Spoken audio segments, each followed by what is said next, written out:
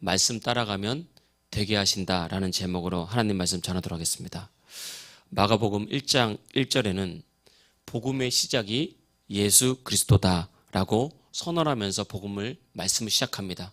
이 말씀은 우리에게 있어서 굉장히 중요한 말씀이고 우리 신앙의 기초가 되는 말씀입니다. 바로 예수 그리스도가 복음이다라는 것입니다. 그래서 모든 사람은 이 복음을 기다리고 있고 복음을 갈망하며 고대하고 있습니다. 왜냐하면 복음 안에만 참된 인생의 가치를 발견할 수 있고 복음 안에서만 참된 행복을 우리가 누릴 수 있기 때문에 그렇습니다. 사람이 가진 것이나 사람의 지위나 명예, 사람이 얻은 것으로는 절대 인생의 진정한 의미와 가치, 정말 잘 살았다라고 말하는 의미를 찾을 수 없을 뿐만 아니라 주님께서 주시고자 하는 참된 만족과 기쁨과 행복을 얻을 수가 없는 것입니다. 유명한 부부죠. 얼마 전에 그 부부가 TV에 나와서 이런 대화를 하더라고요. 이효리 씨, 거의 국내 탑 아닙니까? 굉장히 유명하고 또 많은 사람들이 좋아하잖아요. 최고의 가수고 남편 이상순 씨. 두 사람이 부부가 대화를 하더라고요. 이효리 씨가 묻는 거예요.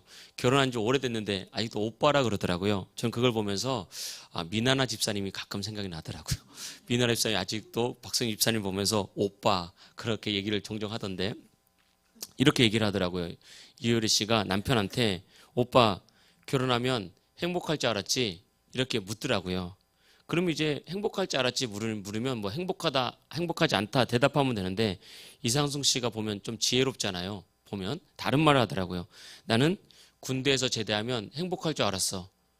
그러니까 거기에 대해서 또 이효리 씨가 대답을 하는데 뭐라고 말하냐면 나는 유명한 가수가 되면 행복할 줄 알았어. 이렇게 주고받더라고요. 국내 최정상급인데 이 대화를 해보면 한마디로 그것이 나에게 행복을 주지 않았다는 거 아닙니까? 명예, 돈, 인기, 사실은 뭐 하나 부족할 것 없는 이 세상 사는 사람들이 워너비로 여기는 그런 인생입니다. 하고 싶은 거 못할 게 뭐가 있겠습니까? 이 사람들이. 그런데 우리는 이효리 씨를 보면 많은 사람들은 다 가진 사람이다. 저런 사람이 뭐가 부족할까? 그렇게 생각하면서 무슨 걱정이 있을까라고 생각하지만 당사자는 다르잖아요. 정말 생각할 수 없는 많은 부와 많은 명예와 인기와 사람들이 얼마나 좋아합니까? 이효리 씨가 광고하면 완판이 된다면서요. TV 예능 같은 데 나오면 시청률이 막 오를 정도로 그렇게 서로 모셔가려고 하는 이 이효리 씨조차도 막상 가져보니까 그것으로는 행복을 얻을 수 없다라고 그렇게 말하는 것입니다. 그런데 사람들은 이 행복을 찾아서 끊임없이 이런 대화를 보면서도 사람들은 끊임없이 행복을 찾아서 열심히 살아갑니다. 공부를 열심히 해서 좋은 대학을 가면 행복하겠지.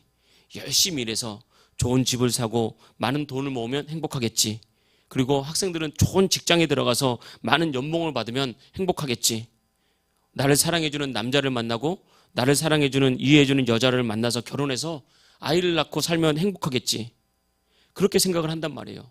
그리고 염려, 불안, 근심을 해결해 보려고 여행 가기도 하고 또 지금은 봉사활동 같은 것도 하고 책도 읽고 종교를 갖기도 합니다.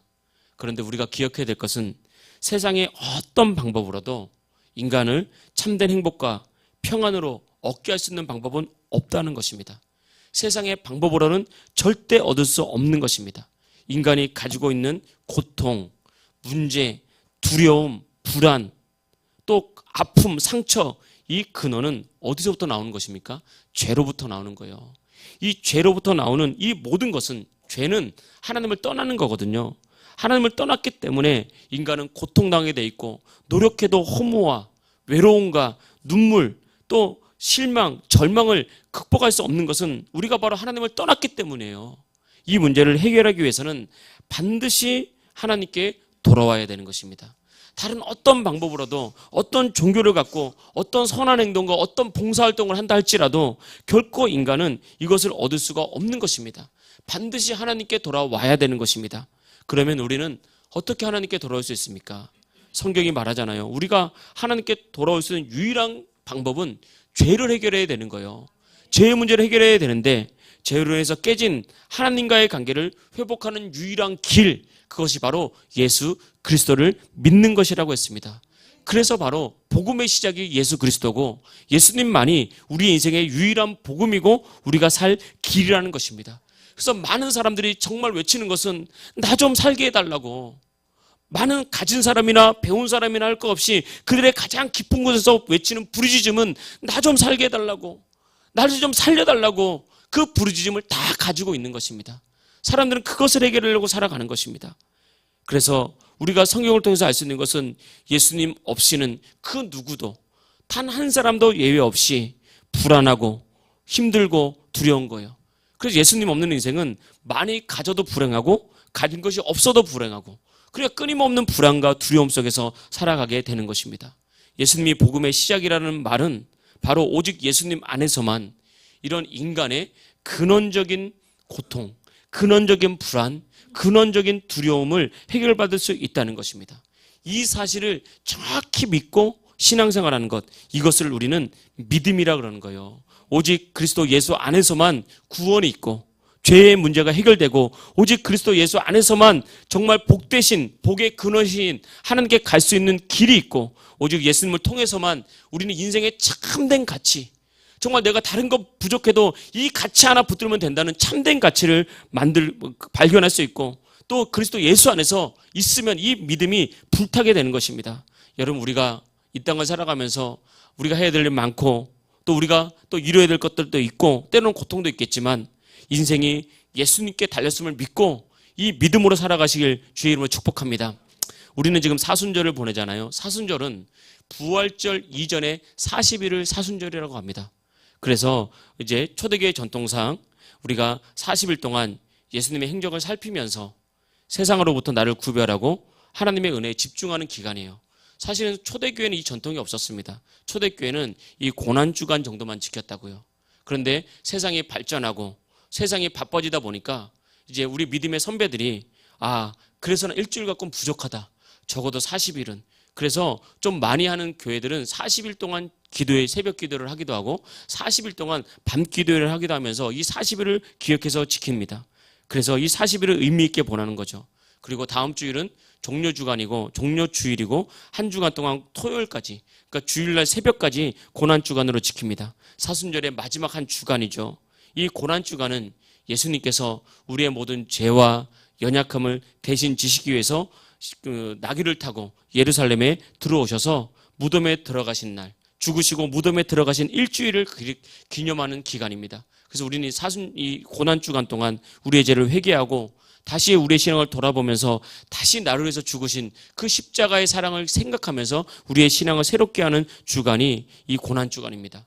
그래서 기독교 절기에서 가장 큰 절기는 사실은 부활절이기 때문에 사순절과 고난주간이 그 어떤 때보다 우리가 더 많은 것을 기억하고 생각하고 우리가 묵상해야 될 기간인 것 같습니다. 그래서 여러분, 우리는 이 고난주간 사순절을 보내면서 이전과 같은 신앙이 아니라 예수님의 십자가의 죽음과 부활을 통해서 참된 인생의 가치를 다시 한번 재확인하기를 축복합니다. 내가 어떻게 살아가야 될지, 내 인생의 목적은 무엇을 두고 살아가야 될지 인생의 가치를 발견하고 참된 평안과 복을 누리시길 축복합니다. 예수님은 세례 요한을 통해서 세례를 받으시고 40일 동안 금식 기도를 하신 후에 이제 복음을 전하는 공생애를 본격적으로 시작했습니다. 그러면서 1장 15절에 보니까 예수님께서 복음을 전파할 때 이렇게 말했습니다. 때가 찼고 하나님의 나라가 가까워 왔으니 회개하고 복음을 믿으라. 여러분, 우리가 지금 이란 전쟁하고 있지 않습니까? 여러분, 우리 지금 지구상에서 가장 급속하게 부흥하는 나라 중에 하나가 이란입니다. 이란은 무슬림 세력이 가장 강하고 이란은 기독교를 가장 핍박하는 나라 중에 하나입니다.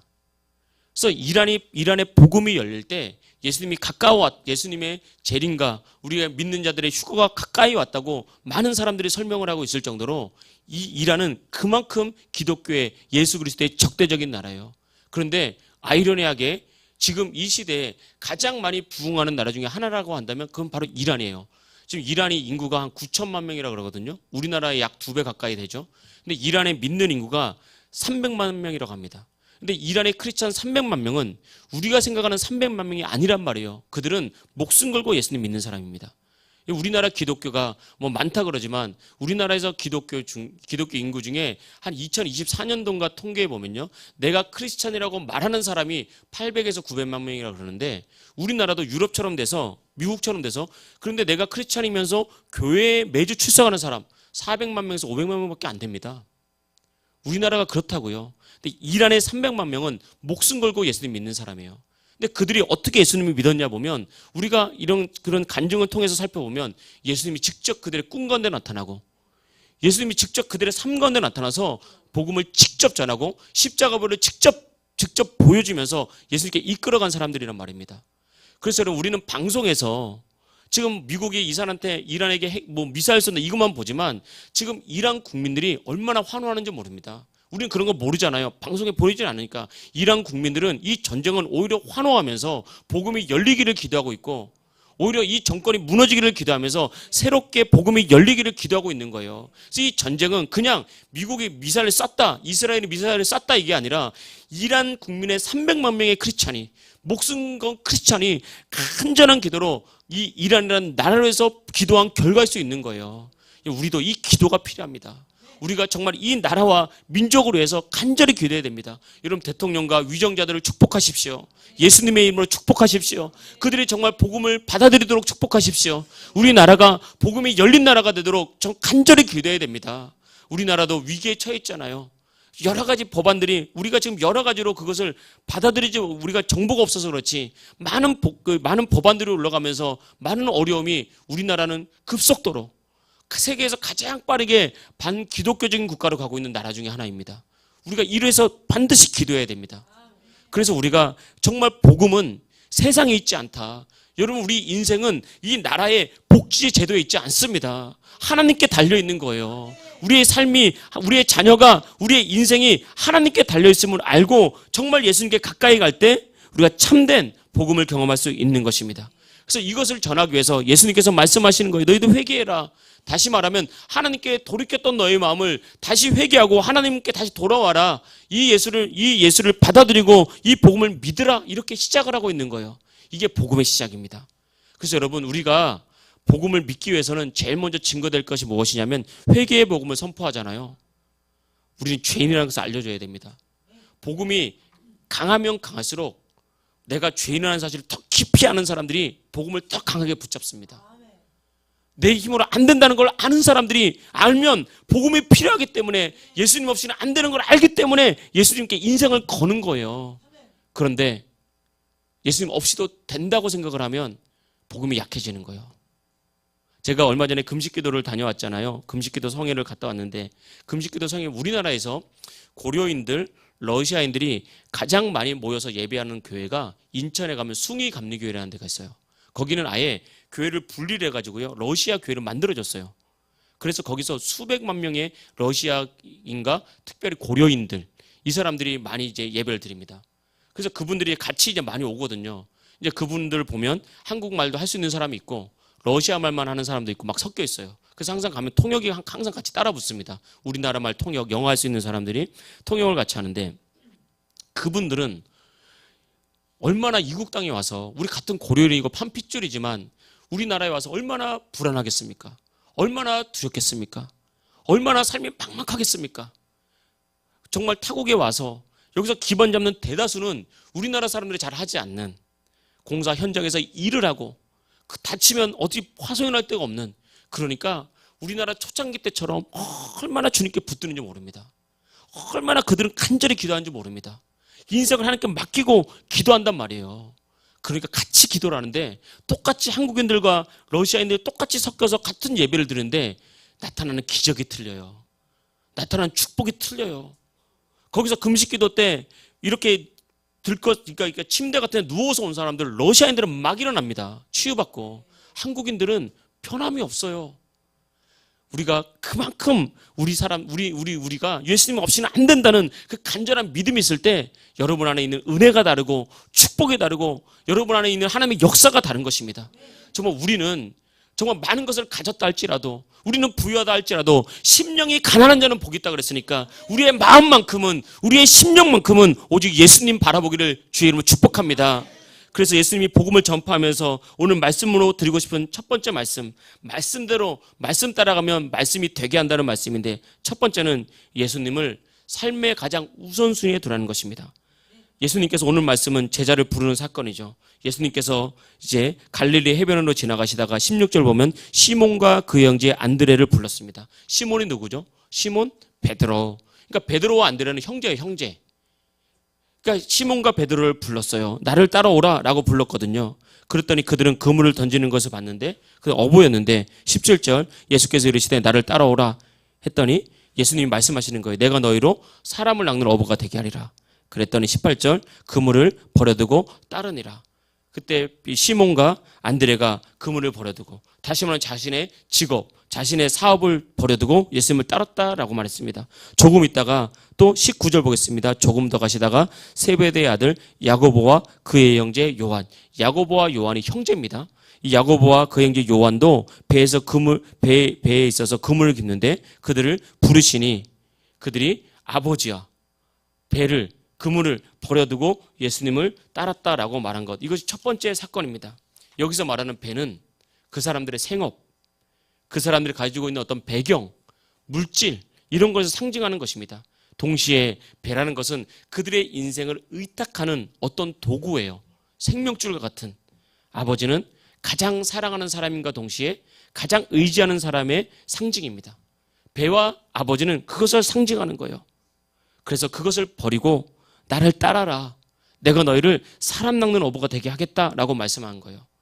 이 말씀은 진짜 버려라. 진짜 모른 척해라. 이런 의미가 아닌 거죠. 단 한 번도 예수님은 우리에게 너 나 잘 믿으려거든 엄마 버려야 돼. 이렇게 말한 적이 없어요. 근데 이단은 이렇게 하죠. 이 의미는 진짜 버려라는 것이 아니라 우리의 삶의 최우선순위를 예수님께 두라는 것입니다.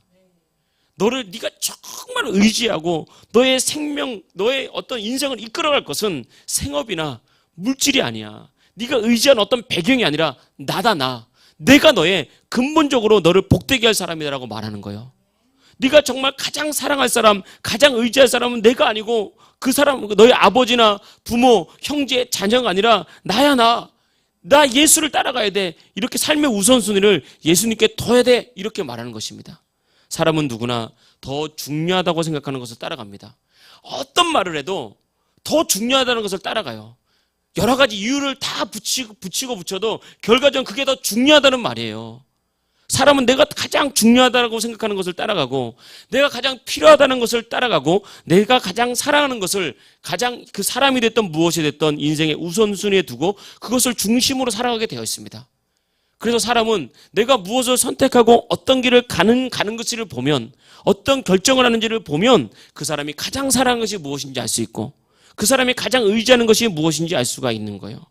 예수님께서 이 사건을 통해서 우리에게 말씀하시는 바는 내가 너의 인생에서 가장 중요한 사람이야. 내가 너의 인생에서 가장 필요한 사람이야.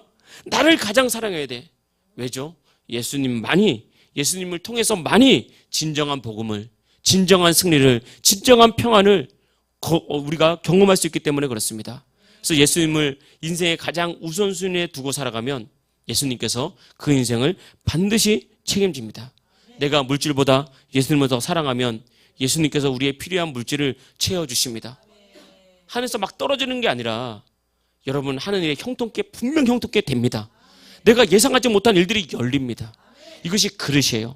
내 그릇만큼 주는 거예요. 제가 늘 말하지만 그릇이 큰 만큼 하늘에서 하나님 주시면 큰 그릇은 많이 받고 작은 그릇은 작게 받게 주는 거예요. 받는 거예요. 안 주는 것이 아닙니다. 덜 주는 것이 아닙니다. 똑같이 많은 것을 주신다고요. 중요한 것은 내 그릇이 작은 것입니다. 내가 부모 형제보다 예수님을 더 사랑하면 여러분 부모 형제들이 외롭고 힘들고 괴로울 것 같습니까? 아니요.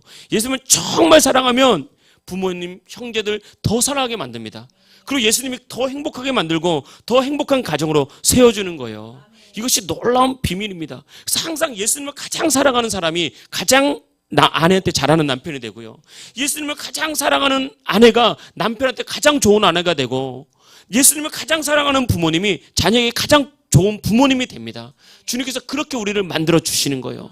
그래서 우리는 어떤 상황이든지 예수님을 바라보고 예수님을 중심으로 가장 우선순위에 들고 살아가는 것, 이것이 주님께서 우리에게 원하시는 거예요. 요구하시는 거예요. 이것이 믿음이고 이것이 너희들이 복되게 하는 거고 이것 따라가면 내가 책임진다 라고 그렇게 말하는 것입니다. 성경의 이유에 보면 제자들이 이렇게 부모도 내려놓고 생업도 내려놓고 예수님을 따르고 예수님을 섬기겠다고 따라 나섰잖아요.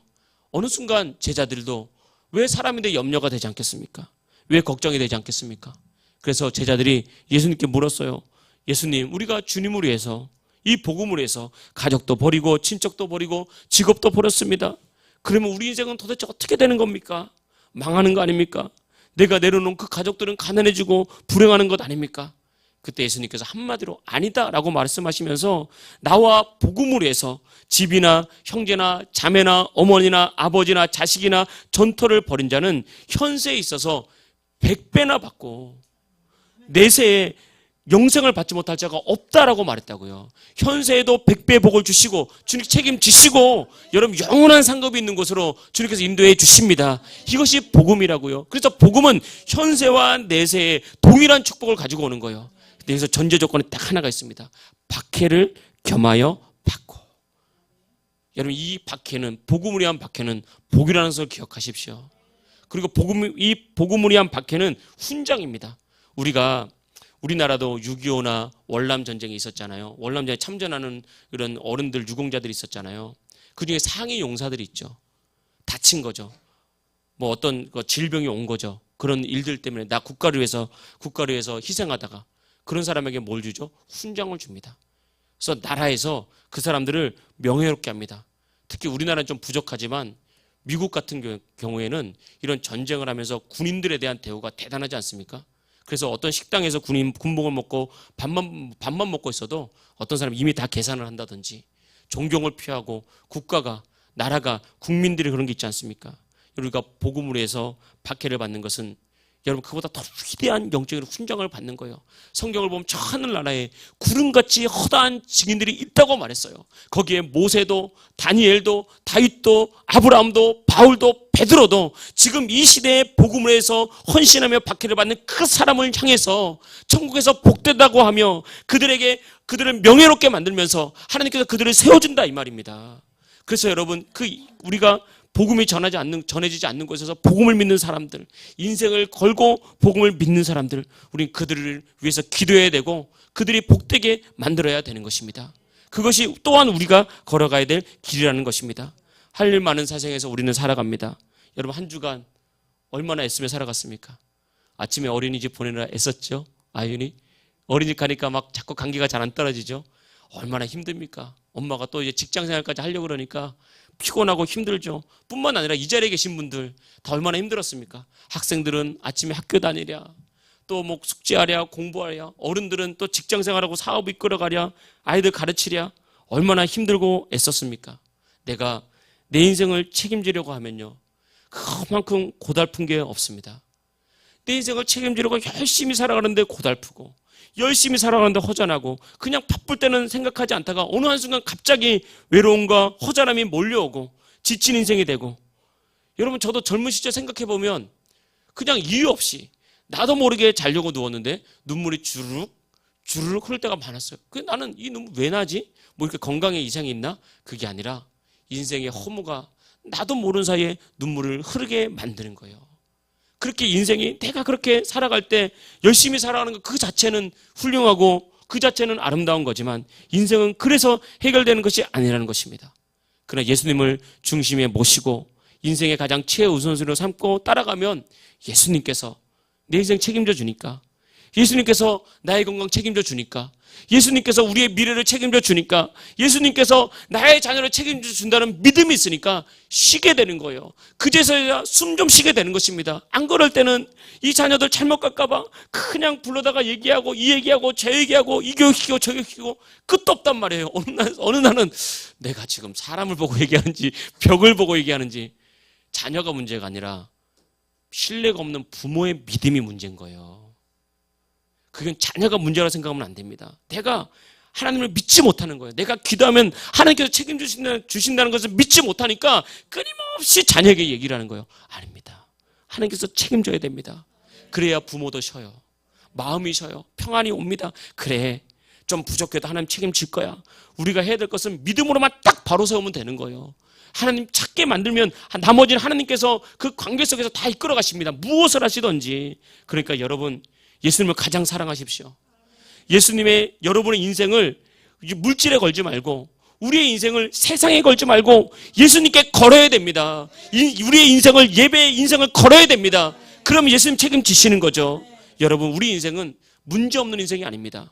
하나님께서 우리에게 허락하신 인생은 문제 없는 인생이 아니라 문제를 극복하는 인생이고, 고난 없는 인생이 아니라 고난을 이기는 인생이고, 여러분, 시험이 없는 인생이 아니라 시험을 이기는 인생이에요. 이기식을 축복합니다. 이기식을 축복합니다. 내 힘이 아니라 주님과 함께하면 주님께서 이기게 하실 줄 믿습니다.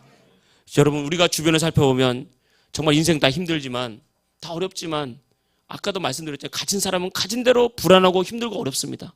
가지지 못한 사람은요, 가지지 못해서 힘들어요. 어떻게 다 모아. 여러분, 대출을 받아서 집 하나 사면요, 집값 떨어질까 고민이고 불행하고요. 대출이자 오를까 내릴까 고민이고, 집 없는 사람들은 집이 없어서 고민이고, 인생은 무엇을 하든 다 고민과 불안의 연속입니다. 그런데 예수님 딱 믿으면 그 사람도 불안 와요. 고민 와요.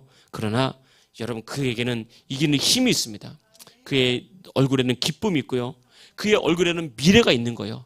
이것이 바로 우리가 걸어갈 길임을 믿으시길 축복합니다. 두 번째 본문 말씀으로 드리고 싶은 말씀은 즉시 따르는 것입니다. 20절입니다. 곧 부르시니 그 아버지 세베대를 품꾼들과 함께 배에 버려두고 예수를 따라 가니라. 예수님이 보고 직접 빠르게 불렀다는 대답도 말도 되지만, 이 말은 예수님이 불렀을 때 그들은 곧 그 부르심과 함께 바로 따라갔더라라는 그런 말도 되는 것입니다. 여러분, 여기서 우리는 중요한 원리를 깨달을 수 있죠. 항상 우리가 기억해야 될 것은 성령님은, 이 시대에 우리를 이끌어 가시는 분은 성령님입니다.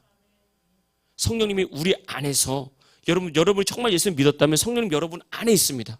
성령님은 인생의 모든 문제의 답이십니다. 모든 문제의 해결책을 가지고 있는 거예요. 그래서 누구는 그렇게 말하더라고요. 성령님은 우리 인생의 라이프 코치다. 여러분, 성령님의 인도를 잘 따라가면 코치기 때문에, 모든 것을 다 아는 코치기 때문에 반드시 승리한다라고 말하거든요. 성령님은 말씀을 통해서 저와 여러분의 마음에 사인을 주십니다. 사인을 줘요. 우리가 운전하면 딱 녹색불로 바뀌면 가잖아요. 사인이에요. 녹색불로 바뀌었는데 안 가면 뒤에서 빵 그러죠. 빨간불로 바뀌면 멈춰야 됩니다. 사인이에요. 그 사인 따라가면 사고 안 납니다. 근데 사인은 무시하고, 급하다고 사인은 무시하고 갈 때 무엇인가 사고가 나죠. 그리고 사인이 있는데도 불구하고 딴 데 생각에 팔려서 사인을 못 볼 때 문제가 생기는 거예요. 마찬가지입니다. 성령님은 우리 안에서 가장 좋은 길로 인도하기 때문에 여러분한테 다 사인을 주십니다. 여러분, 학생 청년들이 잘 기억해야 될 것은, 아주 작은, 여러분 부모님이 다 따라다닐 수 없잖아요. 다 알 수도 없습니다. 여러분 마음 어떻게 다 알아요? 성령님 다 압니다. 여러분, 고민될 때, 힘들 때, 어려울 때 어떤 사인을 주시는지 잘 살피십시오. 그리고 말씀을 잘 들어보십시오. 분명히 주님께서 말씀을 주십니다. 성령님은 말씀을 통해서 우리 마음에 사인을 주시고, 내가 어떤 선택을 해야 될지, 어떤 진로를 결정해야 될지, 자녀를 어떻게 키워야 될지, 내가 지금 내려놓을 건 무엇인지, 좀 더 열심히 해야 될 건 무엇인지, 내가 무엇을 순종해야 될지 사인을 주시고 우리 마음에 감동하십니다. 그리고 우리가 살아가야 될 길을 반드시 알려주십니다. 내가 어찌할 바를 모르면 성령님은 기묘자라 모사라, 우리의 최고의 상담자가 되시기 때문에 성령님과 상담을 하고 자꾸 물으십시오. 성령님, 나 어떻게 해야 돼요? 잘 모르겠어요. 나에게 평안을 주세요. 내가 주님께서 원하는 길을 알려주세요. 자꾸 물으면서 말씀을 가까이 하면 반드시 여러분 안에 성령께서 인도하시는 길이 분명히 보입니다. 그럼 우리는 그 말씀을 들으면 은혜가 있다니까요. 우리가 이 말씀을 딱 듣기 시작하고, 이 말씀이 감동하기 시작하고, 우리의 삶이 우리 성령의 감동과 말씀으로 해석되기 시작하면 정말 우리 가운데 정말 감동이 있습니다. 아, 그렇게 살아야 되겠구나. 아, 예수님을 사랑해야 되는구나. 내가 그렇게 찾았던 행복이 예수님께 있구나. 내가 이렇게 외롭고 두렵고 힘든 이유는 예수님을 떠난 것이구나. 내가 다시 예수님께 돌아가야 되겠구나. 그때 감동이 있을 때 여러분, 감동으로 끝내지 말고 반드시 즉시 변화를 결단하십시오. 하나님, 내가 주신 말씀대로 살겠습니다. 주신 결단대로 살겠습니다. 주신 말씀대로 선택하며 순종하겠습니다. 때로는 내가 용기가 없을 때, 주님, 나는 아직 부족한데, 이런 감동이 왔는데, 이런 어떤 메시지가 왔고, 이런 신호가 왔는데 아직 잘 못하겠어요. 도와주세요. 도와주세요. 내가 알겠지만 안 될 것 같아요. 못할 것 같아요. 도와주세요. 그러면서 말을 바꿔서, 주님, 할 수 있습니다. 도와주시면 할 수 있습니다. 능력 주신 자 안에서는 순종할 수 있습니다. 자꾸 고백하십시오. 그리고 도움을 요청하십시오. 그리고 즉시 변화를 결단하십시오. 그러면 반드시 역사합니다. 나의 생각을 내려놓고 예수님 따라가면요, 반드시 길이 열립니다. 말씀 붙잡고 힘들고 어려도 말씀 붙잡고 한 발 내디디면 반드시 길은 열리고 주님께서 우리의 인생 가운데 해야 될 일을 알려주시는 것입니다.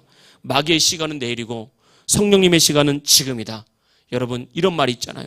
성령님의 시간은 바로 지금입니다. 근데 마귀는 자꾸 고민하게 만들어요.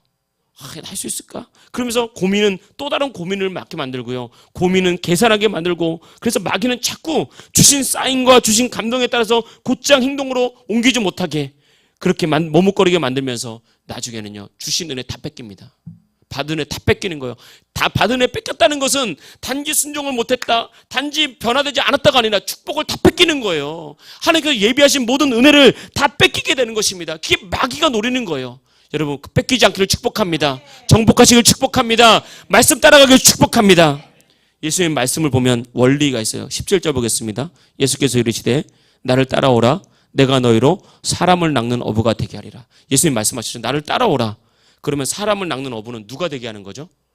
예수님이 내가 너희로 사람을 낚는 어부가 되게 하리라. 내가 사람 낚는 어부가 되겠습니다. 내가 전도자가 되겠습니다. 이렇게 결단해서 내가 나를 만들어가는 게 아니라니까요. 그냥 우리는 말씀만 따라가다 보면 어느 날 사람 낚는 어부가 돼 있는 거예요. 하나님 성령께서 내 마음에 너 전도해라, 전도해라. 오늘 갈릴리 마을 찬양했잖아요. 그 진짜 제가 중학교 벌써 거의 근 40년 가까이 더 될 수도 있어요. 그런데 가서 제자 잡으러 하는데 가슴이 막 불이 붙더라고요. 그래, 이걸에서 부름받았지. 가서 제자 삼으라. 과거에는 이 복음에 야성이 있었어요. 싸우는 힘이 있었다고요. 좀 핍박받아도 그냥 허 웃고, 물벼락 맞아도 허 웃고, 복음에 야성이 있었다고요.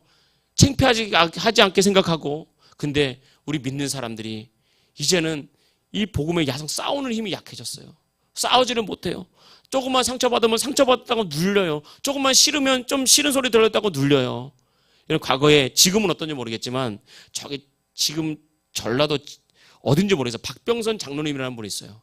그분이 했던 간증 중에 진돗개 전도왕, 꼭 한번 찾아 들어보십시오. 핵심은 한 번 물면 놓지 않는다. 조심해야 됩니다. 걸리지 않도록. 그렇게 해서 그분이 거기서 전도왕이 됐다. 그러니까 복음에 야성이 있었다고요. 그런데 지금은 물지도 못해요. 물다가 어떻게 될까 봐. 복음의 야성, 싸우는 야성을 가지고 있어야 됩니다. 그런데 이게 내 힘으로 되는 게 아닙니다. 그런 간증 잘 들어보십시오. 성령께서 감동할 때 따라만 가는 거예요. 하라 그러면 하는 거예요. 그냥 난 못하겠는데 그래도 하는 거예요. 예레미야가 그랬잖아요. 하나님, 나 이 말씀 전하기 싫어요. 이스라엘 백성들에게 회개의 복음을 전파하기 싫어요. 왜냐하면 내가 회개하라고 말하면 나를 때려요. 나를 감옥 가게 만들어요. 나를 민족의 배신자라고 나를 모욕하고 내 인생을 이렇게 힘들게 해요. 그런데 내 마음에 하나님의 사랑이, 주님의 말씀이 불붙는 것 같아서 내가 이 말씀을 전하지 않고는 견딜 수가 없어요. 그러니까 예레미야가 하는 것이 아니라 예레미야 안에 있는 불붙은 말씀, 그 성령님이 예레미야를 그렇게 만들어가는 거예요. 우리가 그런 신앙생활을 해야 됩니다. 우리의 결단도 중요해요. 나도 주님의 뜻대로 살겠다고 결단해야죠. 그래, 그것만 가지고는 금방 넘어집니다. 우리는 한계가 있잖아요. 그런데 말씀을 따라가면 말씀이 힘되시고 말씀이 능력되기 때문에 결국은 내가 사람 낚는 어부를 만들게 하는 것처럼 예수님 따라가면 예수님이 되게 하시고 말씀 따라가면 말씀이 되게 하시는 줄 믿으시길 축복합니다. 지금까지는 하나님, 내 노력, 내 수고, 내 계획으로 살다가 내가 지쳤어요. 하나님, 나는 정말 허무해요. 외로워요. 나는 상처받았어요. 그래서 불안해요. 두려워요. 인생이 너무 고달파요. 여러분, 말씀 따라가십시오. 말씀이 여러분을 고칩니다. 성령의 사인이, 성령의 감동이 여러분의 인생을 새롭게 하는 것입니다. 여러분, 이 자리에 있는 학생들 꼭 말씀 따라가십시오. 꼭 말씀 따라가십시오. 세상이 어떻게 변해도, 여기 중학생 이렇게 있는, 앞으로 또 이렇게 시험도 쳐야 할 게 많잖아요. 시험이 어떻게 변해도, 세상이 어떻게 흘러가도 많은 사람들은 얼마나 불안해하는지 모릅니다. 많은 사람들은 이 AI 시대가 돼가지고 직업 다 잃고 사람이 할 거 다 됐지, 얼마나 불안한지 모릅니다. AI가 아니라 AI의 할아버지 조상이 와도 믿는 자들을 움직일 수 없습니다. 할렐루야. 두려워하지 마십시오. 주님께서 여러분 여십니다. 주님께서 여러분과 함께 하십니다. 그래서 여러분은 반드시 말씀 따라가야 됩니다. 성령께서 주시는 사인이 있으면 그거 따라가야 됩니다. 힘들고 어려워도 지치고 넘어져도 그거 따라가야 되는 거예요. 그래서 성경에 보니까 예수님 따라가고 말씀 따라가는 인생이 되잖아요. 요셉 애굽의 총리가 됐잖아요. 다윗 이스라엘 왕이 됐습니다. 다니엘은 대제국 바벨론의 2인자가 됐습니다. 말씀 따라가니까 주님께서 책임져 주더라는 것입니다. 말씀을 정리하겠습니다. 여러분, 우리 인생의 가장 우선순위를 예수님께 드리고 그분의 말씀 따라가면 그분이 반드시 우리 인생을 책임집니다. 이것이 믿음입니다. 요동치지 마시길 축복합니다. 흔들리지 않길 축복합니다. 하나님의 증거가 될 줄 믿습니다. 할렐루야.